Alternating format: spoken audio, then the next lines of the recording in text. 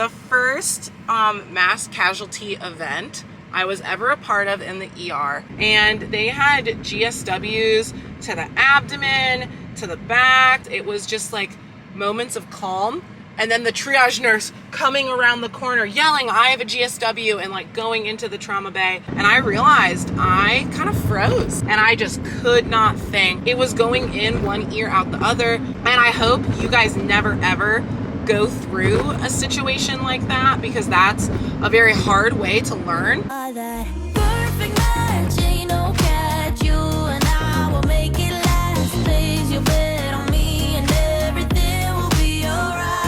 Good morning, you guys, except it's not morning because we're night shift. It is 1:30. Oh my gosh, we have stuff to do. So today is night 1 of 4. But this is kind of a very special vlog. Let me put you guys on something. You guys are currently in my cabinet.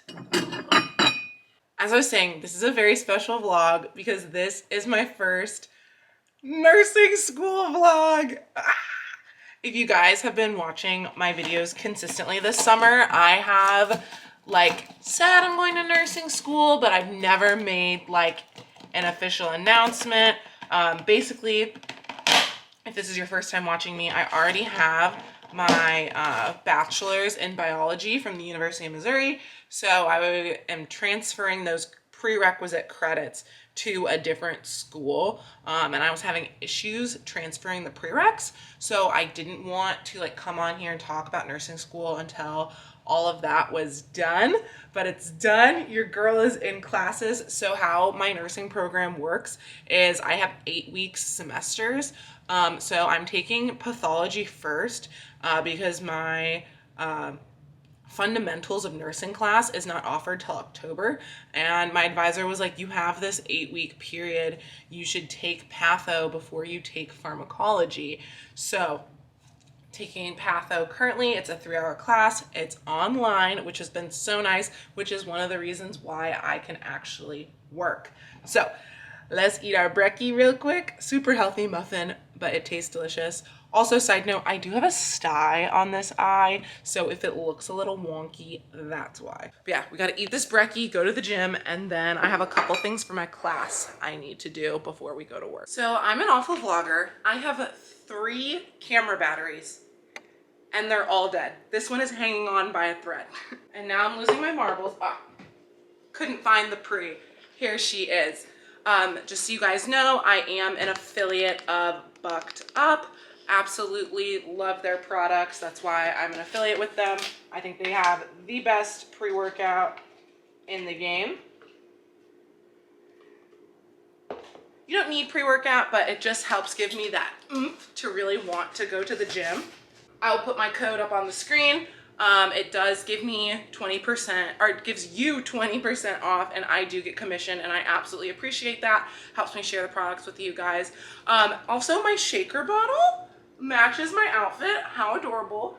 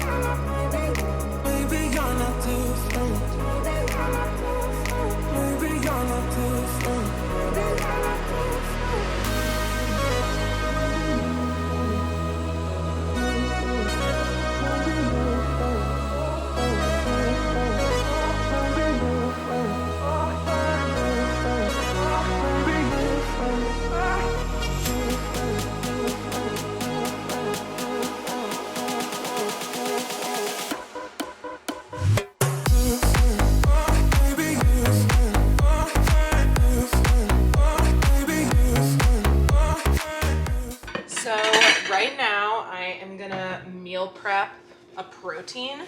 I'm super lucky because Torin, my boyfriend, last night, he meal prepped some cabbage and rice. So I already have a carb. I just need to do a protein.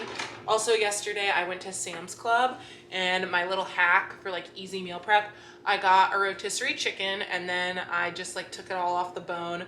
So it's easy just to put into containers and take to work. And then I got the Sam's Club chicken salad and some of the croissants. So then I can take like chicken salad. It's kind of a dupe for chicken salad chick if you guys have ever had that. So it's super, super good. And then I'm just gonna cook up this mahi mahi right now.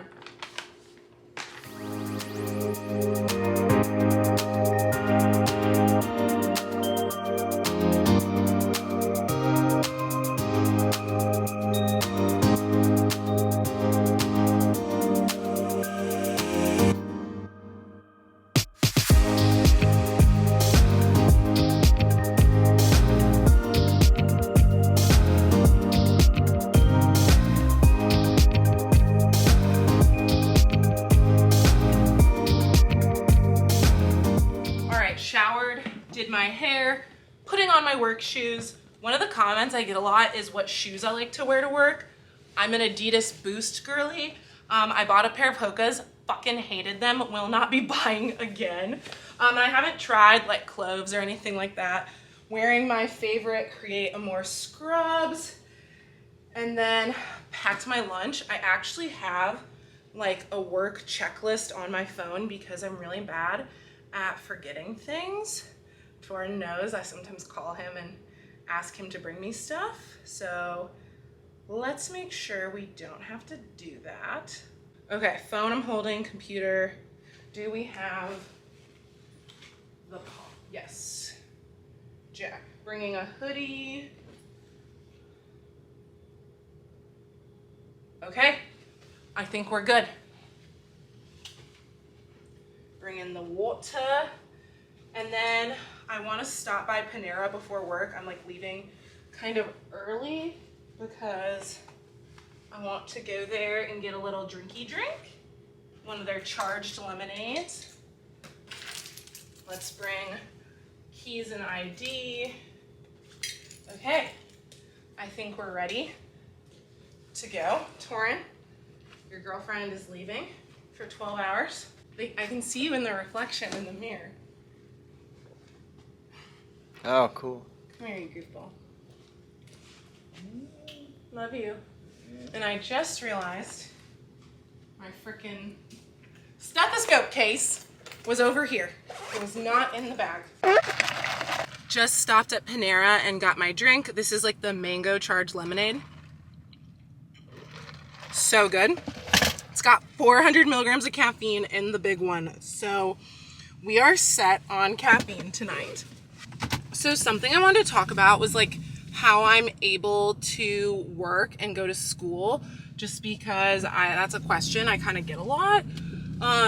So number one, I work as something called PRN, or it's also known as per diem, which basically just means that in a 6-week pay period, I only have to work 12 hours.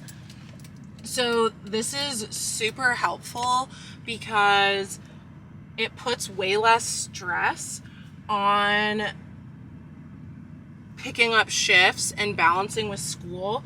And usually I don't sign up for shifts until the week of. So I literally signed up for this shift yesterday and the rest of my shifts yesterday, because like the rest of the country, we have such a shortage of healthcare workers and just whatnot. It's really easy for me to pick up shifts, especially because a lot of our techs are part-time, because teching usually is used as like a stepping stone to go into nursing, PA, MD, whatnot. And so now that school has started back up, a lot of our techs are working way less, so there's more available and there's more open shifts, which is great for me. But yeah, so if you need to make money while you're in school, I would definitely look at getting, I need to pop like a Yui. That is a very kind gentleman who just let me pop a Yui. So if you need to make money while you're in school, number one, do not overwork yourself. Your good grades are so much more important than having spending money and whatnot.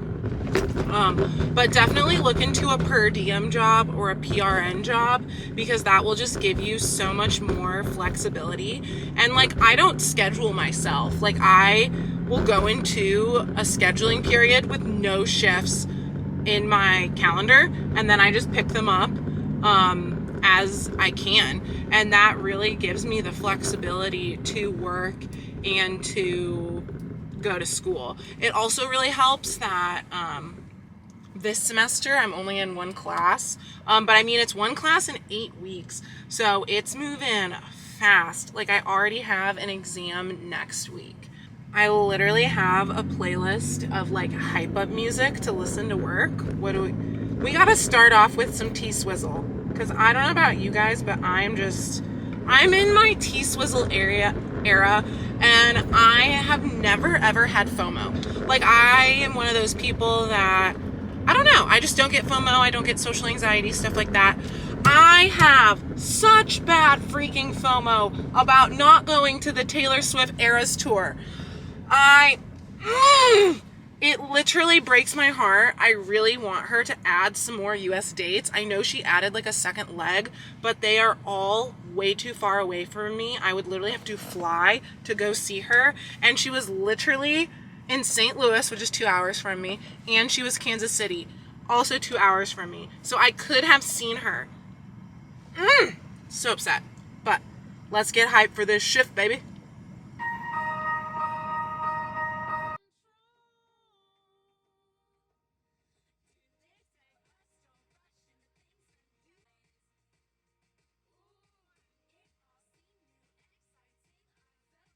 Hey besties, shift number 1 is done. And you know who's doing great? My fucking sty. Oh my god, it is so big. I've literally never had a sty before, so I'm like, what the heck and bob is on my eyeball? But it was a really good shift. I'm not sure if I told you guys, but I was at the women's hospital, so mostly we had like laboring mothers.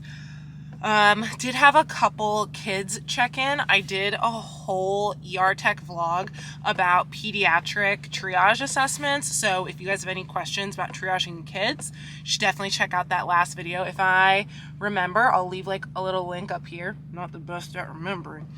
But my shift went really well. I personally only checked in 2 patients. Because I was on the floor in the department till 11, and then at 11 I went out to triage. When I was on the floor in the department, we had several patients, so like helping out with the laboring moms, I was helping the L&D nurses put the patients on the Togo, which measures babies' heart rate and contractions. So that's really cool. I like have finally learned how to use that and be comfortable with it. And then I ran some labs, did EKGs, which I watched Ninja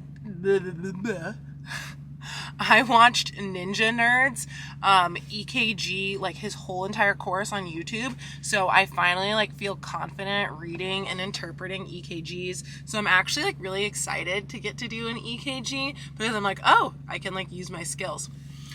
I did check in like a sicker infant. Kids that can't walk yet, they just make me freaking nervous. You know, they're so vulnerable, they're so tiny. I'm just like, you are a small little life that requires so much help. Basically, this baby was born a month-old preemie, literally had just graduated the NICU and had unfortunately spiked a fever. When they came in, they were mottled. I didn't notice any signs of respiratory distress. They were satting, good. So basically, as the tech, I checked them in, got the story, typed a quick little triage note, got an initial set of vitals, and there was nothing more I could do for that patient out in triage. So very swiftly took him back where they could be better looked at and start running labs and doing all that good stuff. But I still have 3 more shifts. I'm really glad I was able to start this shift off more, like my stretch of shifts, more mellow. Because tonight, in 12 hours, you and I are going to be at a level 1 trauma center, main ER, STEMI center, stroke center. It's going to be like that TikTok. Bus, club, another club, bus, plane. Like the main ER is popping. So it's nice to get a little break and ease into these next few shifts. But let's go fucking home so I can go to sleep. Also, you know what I've decided? I've decided, number 1, I need to stop talking to you guys when I get home. Because after I drive, I mellow out, and I was editing a vlog and I realized I sound kind of dumb. Number 2, I need to stop filtering myself. We're friends. If you're watching my YouTube channel, you and I are friends because you are choosing valuable time out of your day to sit down and watch me. Number 3, I'm gonna swear on this channel. I'm gonna fucking do it because I swear in real life. I swear like a frickin' sailor, and I didn't used to swear until I started working night shift. But I think sometimes, me wondering why I have a sty as I'm all up in my eye, I think sometimes I'm stumbling over my words because I'm trying to edit what I'm saying, because I'm trying not to swear on camera. But we're friends, so I'm gonna swear. And if you don't like me swearing, tally it up at the end of the video and tell me how much I need to put in the swear jar. Okay, let's go.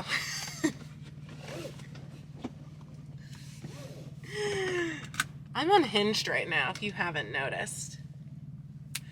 Let's listen to some T-Swistle. Okay, a guilty pleasure of mine is literally when I roll out of the parking lot, putting on some Taylor Swift and just blaring it and being like, peace, bye bitches. This is my, is it my favorite?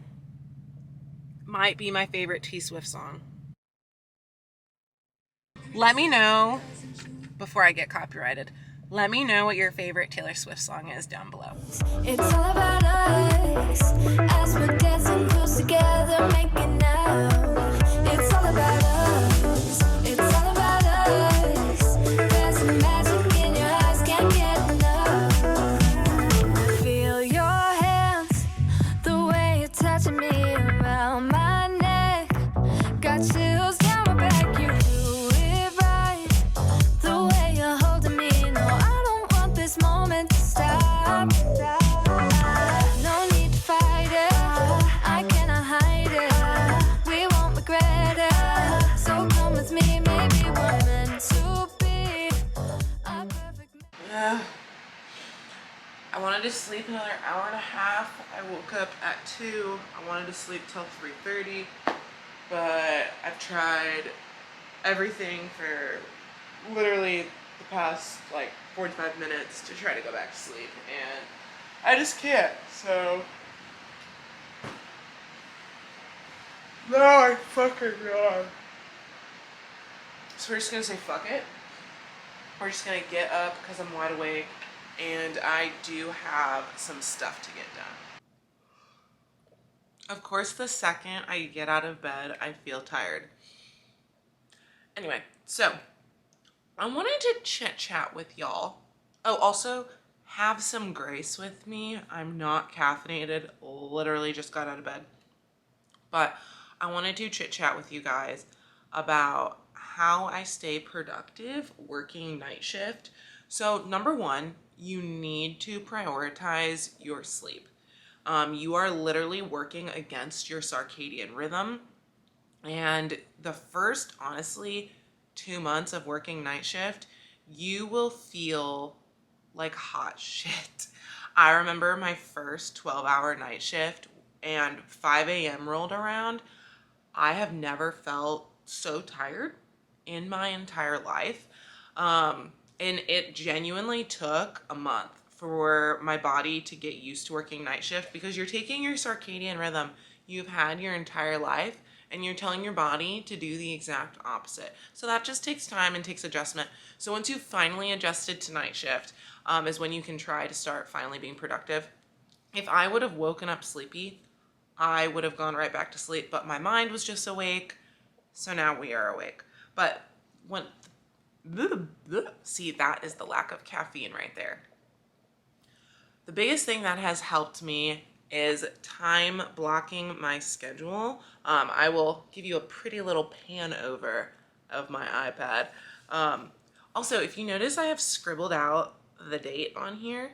That's because your girl had a little meeting with HR and they told her that date of service is a patient identifier. So don't want to have none of those meetings no more, as much as I love the people in HR. So that's why some things are scribbled out. I give you guys as much as I can, okay? So I did this at work when I had a little bit of downtime. I basically just mapped out my day by having a structure of my day and knowing, number one, what needs to get done, writing a to-do list, and then number two, blocking out the time I'm gonna do things really helps me stay on schedule. Your girl loves TikTok. I could sit and scroll on TikTok genuinely for hours. And so it's just a little reminder of, oh, at this time you need to do this and you need to get these things done. I have a lot of moving pieces in my life. I'm in nursing school. That's the number one priority. The second priority is work. Gotta make money. I would say my third priority falls into YouTube, social media, and I really, really, really want to do my best to document my nursing school journey. I think it'll be something really cool to look back on, as well as I want to motivate those who want to go to nursing school as well. And so I feel like when I was in my undergrad at Mizzou, whenever I was starting to get overwhelmed, whenever I had a lack of time, social media always fell at the wayside. And genuinely, I've been on YouTube for years, but I've just never been consistent. And so really my goal is to finally be consistent on this channel. I cannot even tell you how many times I've said that. I'll finally be consistent. I finally got more time. No, it is like ingrained in me. I want to finally be consistent. I want to finally churn out videos for you guys. Why don't I just say it? Basically, my goal is to post 3 videos a week. My new posting schedule, Monday, Wednesday, Friday. I want to see if that will work with my classes. If I can successfully do the month of September, 3 videos a week, I will like put it on my banner on my YouTube channel, like, and make it official, new posting schedule, Monday, Wednesday, Friday. Anyway, so this is my planner. So got off work at 7, and then I gave myself an hour and a half break. That is to hang out with Torin, shower, eat, good stuff. And then I wanted to sleep from 8:30 to 3. Obviously we woke up early, so here we are. And then I want to go to the gym and then I give myself a half an hour to eat again. And then I want to go to the gym from 4 to 5, and then gave myself an hour and a half to chill. One thing that can be really helpful when you're starting to do this is go ahead and write down your to-do list, and then write down how long each task is going to take you. Because at first I would have these big long to-do lists with like 10 items, and I was getting so frustrated that, oh my gosh, I'm only finishing like 3 things on my whole to-do list, and I felt really unproductive. But then I realized I'm putting like a 2-hour task on my to-do list. And then I was realizing I'm putting multiple 2-hour tasks on my to-do list, and I just feasibly don't have the time in the day to do those. So if you're new to time blocking, I think that will really help you. It also helps you stay on task and making sure that you're getting all your tasks done in a timely manner. But anyway, let's have some brekkie and let's go ahead and head off to the gym. Let yourself unfold. Breathe in some love and let yourself unfold. You're so much deeper when you quit playing charades. Yeah. You act so cool, but underneath you seem afraid. There's something sweet about your eyes when you feel safe. Yeah.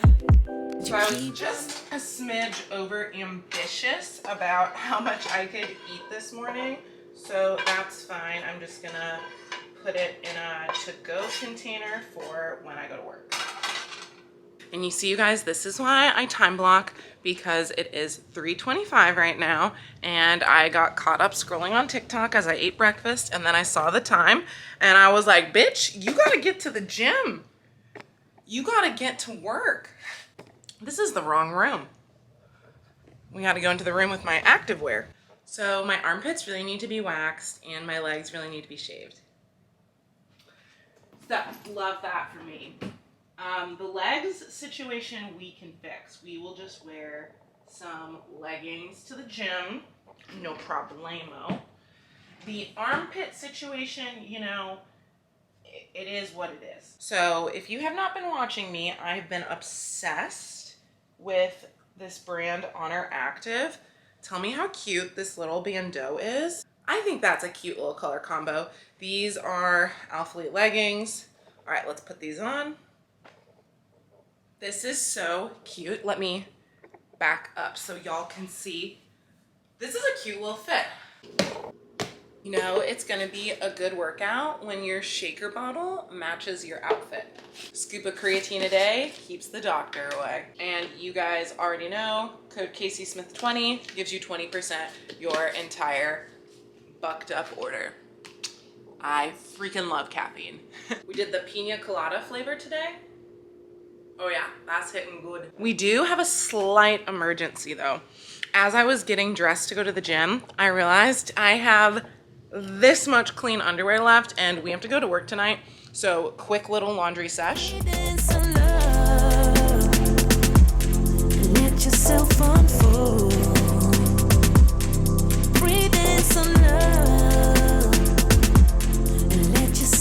I'm showered, got my scrubs on, bag packed, lunch packed, headed off for shift number 2.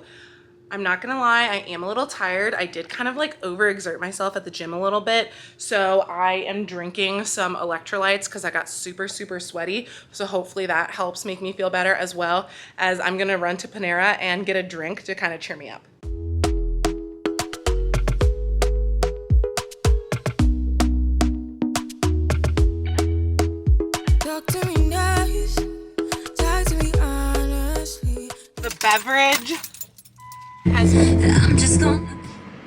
The beverage has been secured. I'm very proud of myself. I did not get a caffeinated one today. I'm hoping just like sipping something. Oh, we are in neutral. Is my car on? What am I doing right now? There we go, reverse.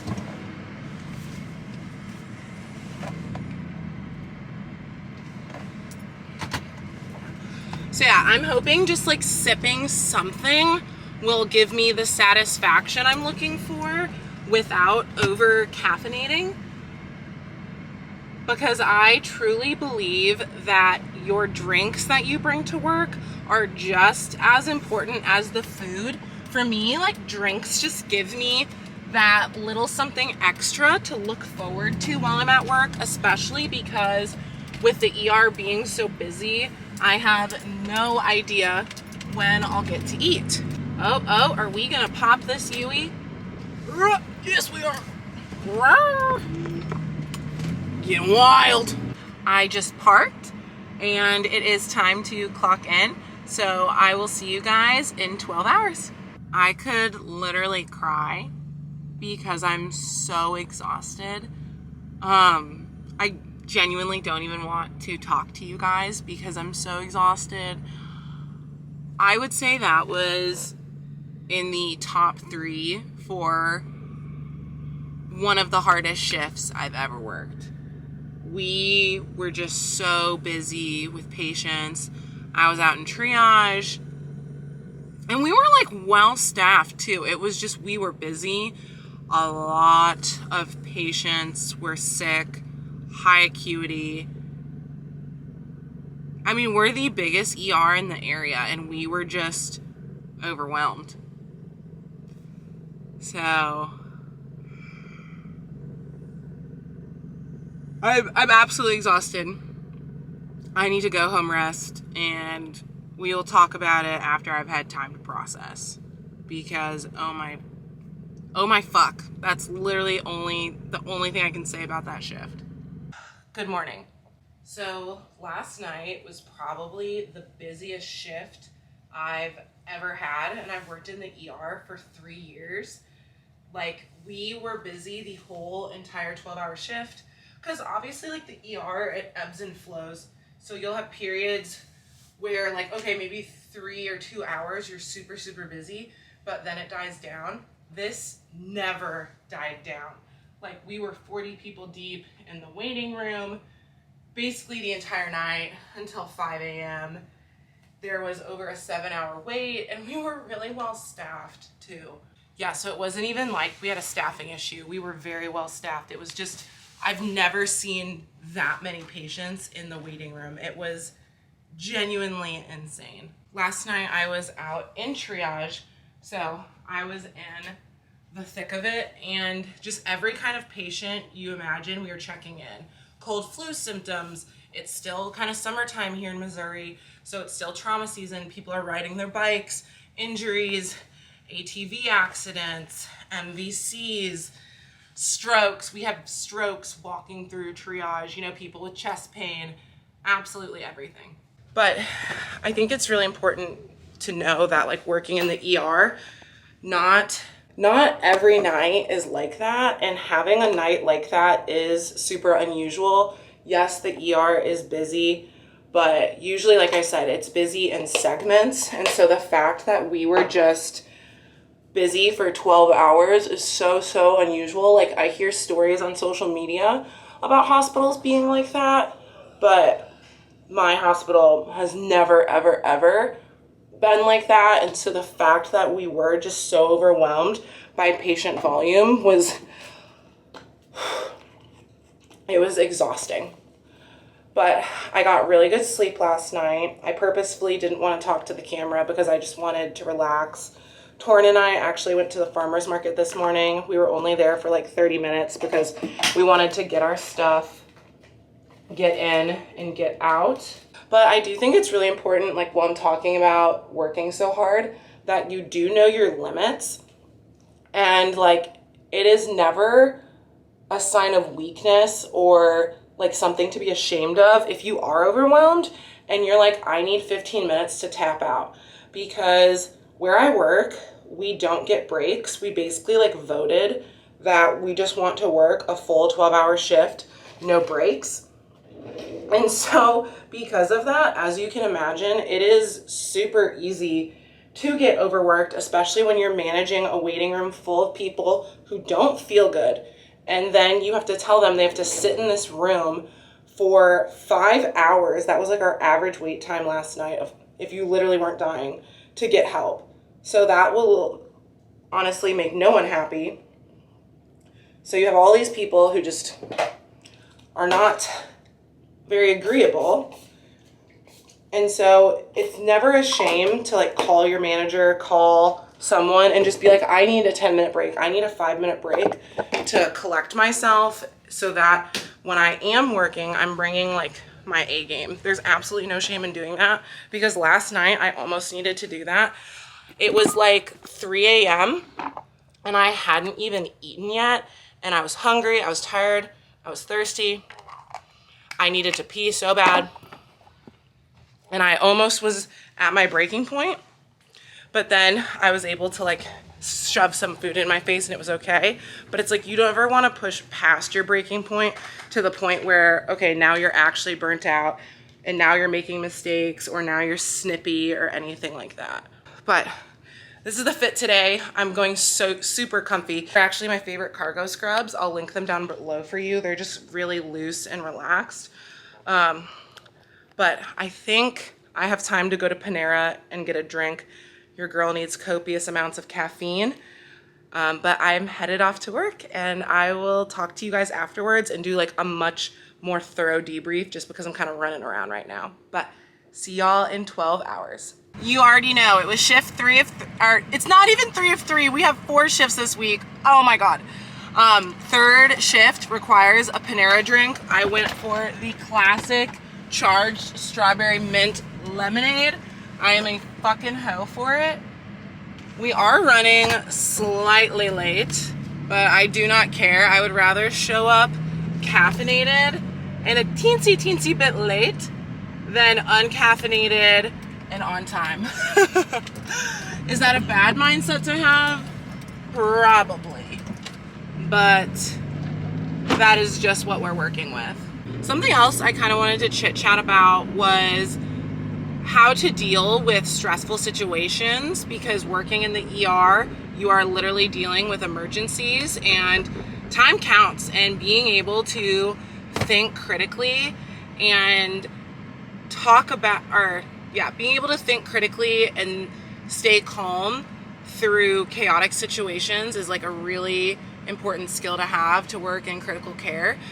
So let's tell a story. The first mass casualty event I was ever a part of in the ER, it was like one of my first years in the ER, was a couple, well, I think it was 5 or 6 victims that were shot, and multiple, by the way, we call gunshots GSWs. So there were multiple GSW patients, and it was chaotic and crazy because several of these patients were coming by private vehicle. They were not coming via EMS. Because when a patient comes by EMS, the EMS will call report.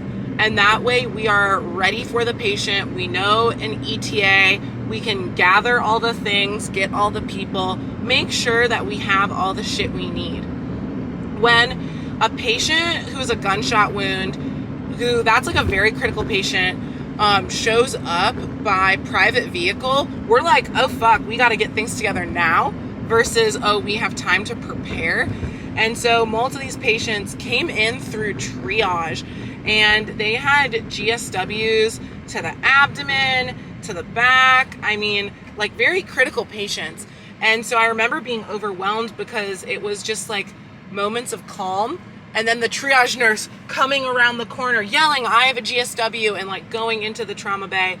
And I remember kind of being frazzled and being like, oh my God, because like one patient, that is manageable, right? Well, then you add another patient, so that adds a whole nother layer. Then you add another patient, then another one. I think maybe only 2 of the patients came via EMS.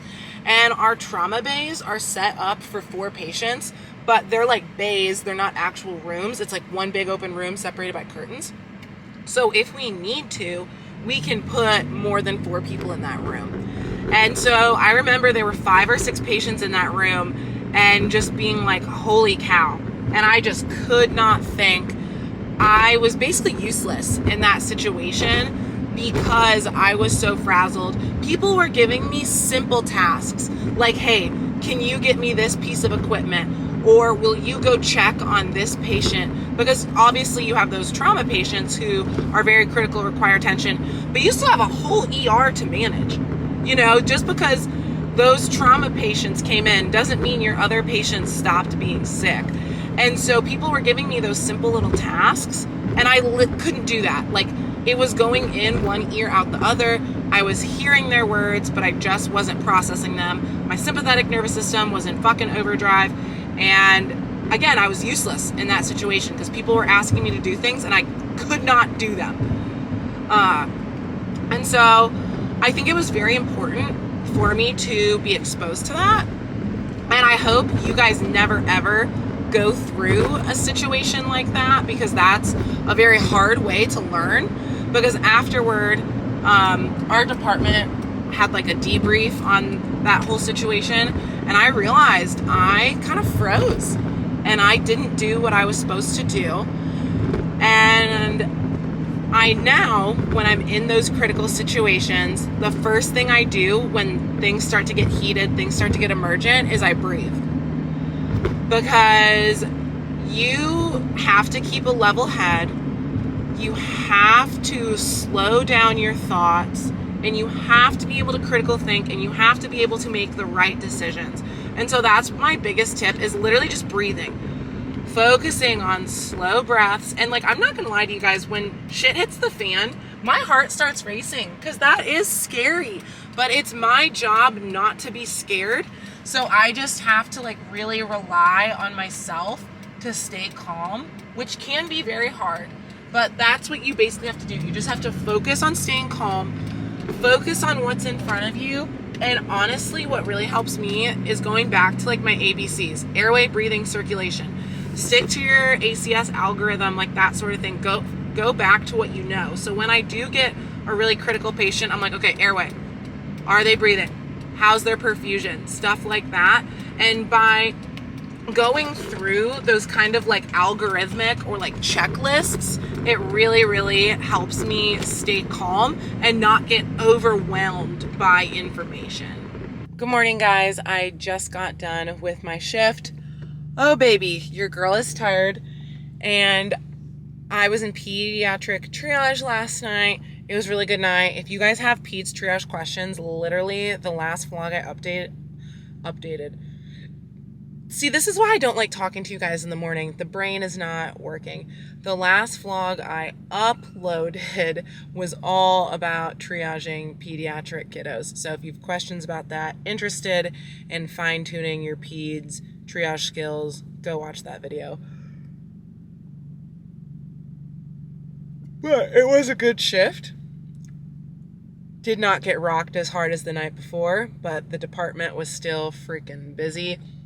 Checked in actually some sick kids through triage, which is always like, gets the heart thumping, telling myself to remain calm as these kids are sick.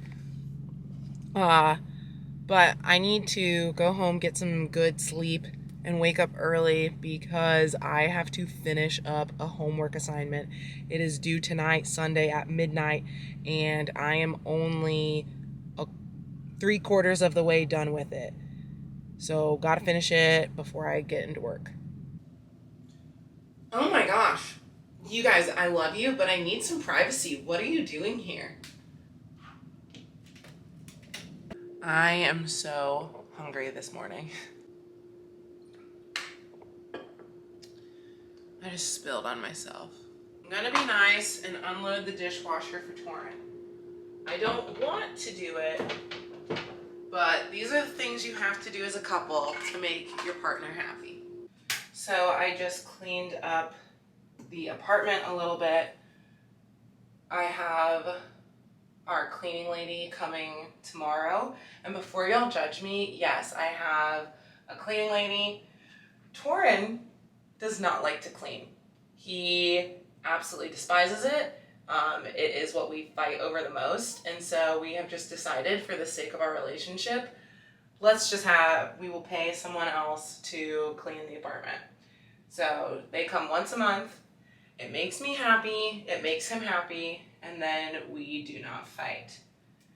So right now, I'm attempting to take my hair out of these twists because I think they look a little ratty, but I also might make my hair look rattier. Oh, you guys, this always happens. Do you see how perfect this curl is?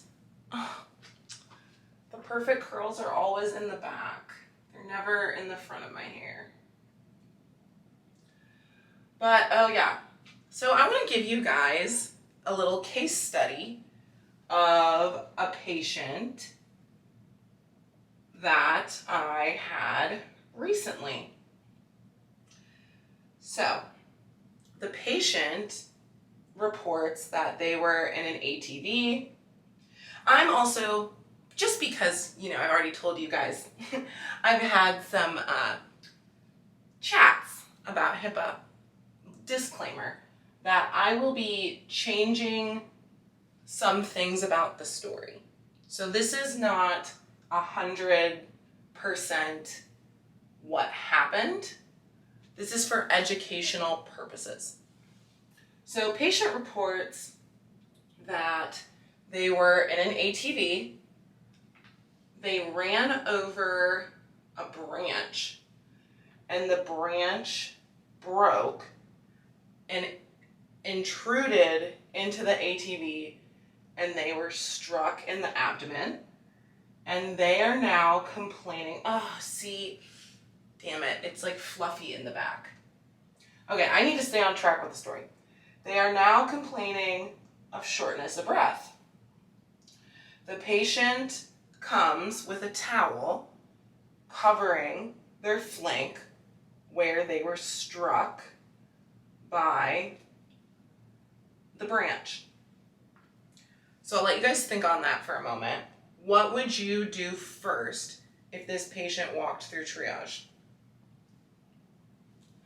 So the first thing I would do, I want them to take the towel off their body, because I want to make sure that they do not have a penetrating injury to their chest, because that is life-threatening.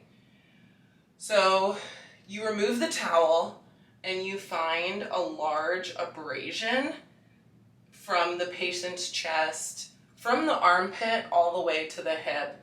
There are no penetrating wounds. Bleeding is controlled. So the next thing I would start to do is I would start to go through your triage process and hook them up to the vital signs machine. When the patient came through the ER, they were in no acute signs of distress. They had good color, they were breathing normally, they were alert. They're telling you this story. So you hook them up to the vital signs machine. You do notice that they are slightly tachycardic and their respiratory rate is normal. There's no signs of retractions, and they are satting 100% on room air. In triage, what would you do next? And based off this patient's stories, what injuries are you suspicious of that you can't, like what internal injuries are you suspicious of? I'll let you guys think on that for a second. So for me, based off this patient's story, being struck, having like basically a blunt force trauma to the flank, I'm concerned about injuries to the lungs. I'm concerned about pneumothorax. I'm concerned about hemothorax. I'm concerned about broken ribs, puncturing of lungs, anything like that.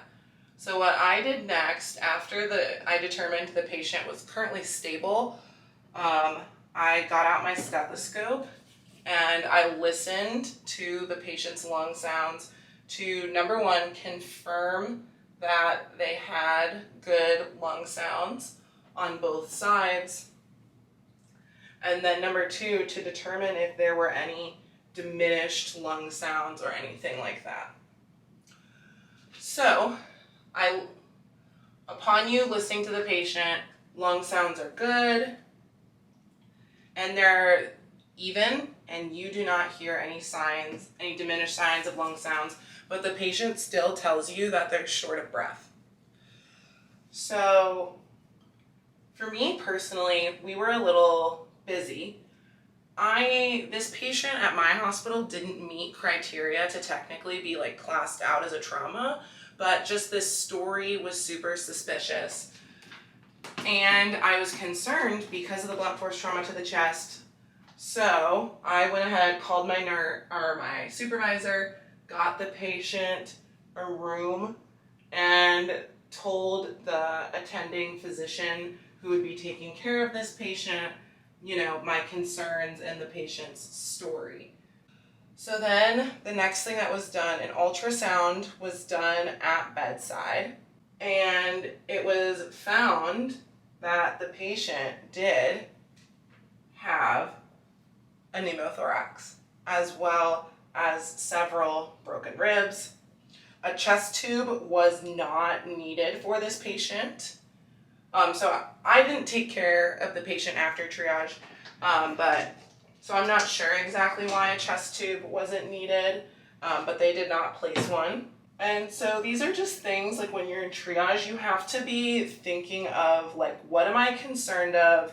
What active threats to someone's life could this patient be having? And like, do I need to escalate their care? Because that is someone who you do not want to be sitting out in triage for a long time, because, you know, out in triage, there's not a lot you can do for the patient.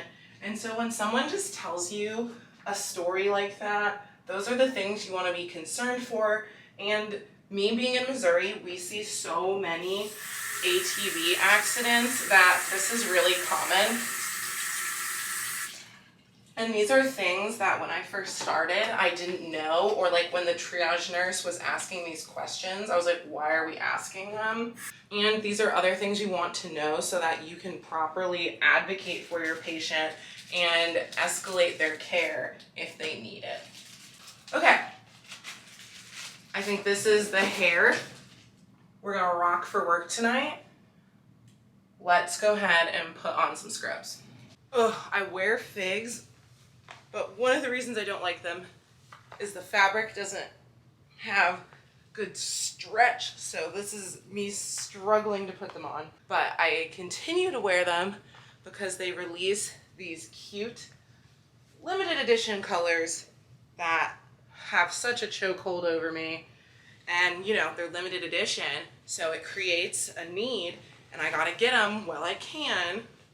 So I will say in figs, if you can get the high-waisted version of their joggers, they will fit looser through the thighs. They'll be less snug. These are the regular waisted ones, and I wish I would have got the high-waisted. It's just Figs was having a sale, and when Figs goes on sale, their stuff goes quick. So any advice if you are trying to get your hands on a pair of Figs, if they're having a sale, you have to jump on it. Absolutely no hesitation. If you hesitate, you will not get what you want. Scrubs are on. I'm clean. I gotta pack my lunch and get ready for my last shift. And in case you're wondering, I still have not 100% completed my nursing assignment. So we're gonna have to finish it while we're at work. Is that good? No, but that is me being honest with you guys.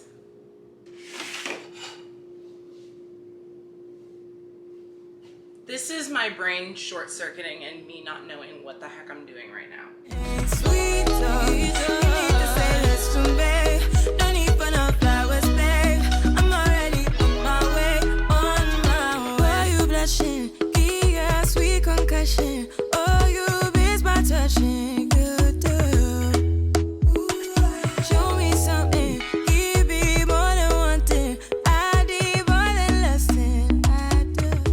Okay, y'all, I don't know what's going on today with these Fig scrubs, but they are fitting fucking tight. Like, I feel like an extra large sausage squished into a extra small casing.